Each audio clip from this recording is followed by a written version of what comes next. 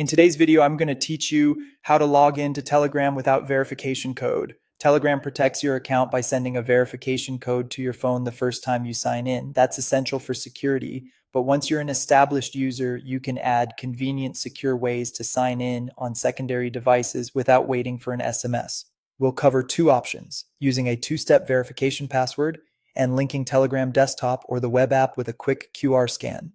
Keep in mind, you still need to have your primary account set up first.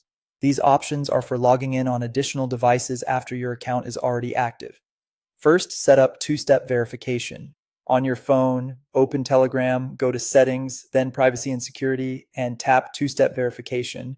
Create a strong, unique password that you can remember, and add a recovery email so you can reset it if needed. After this is enabled, anytime you log in on a new device, you'll enter your phone number and then that password instead of relying on an SMS code. This keeps you in control even if you're in a place with poor mobile signal or you can't receive texts.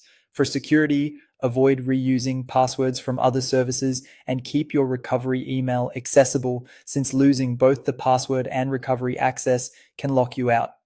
Next, let's link a computer without typing any codes. On your PC or Mac, open Telegram desktop, you'll see a QR code on the screen.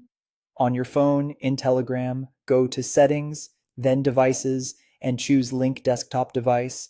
Point your camera at the QR code and your session will sync instantly.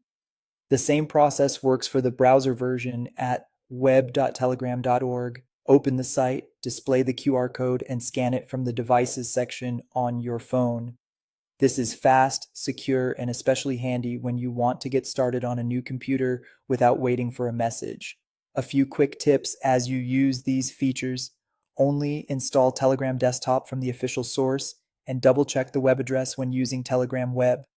Keep your phone locked and your Telegram app updated because your phone approves those QR logins. And if you ever lose a device, remember that you can manage your active sessions from your phone.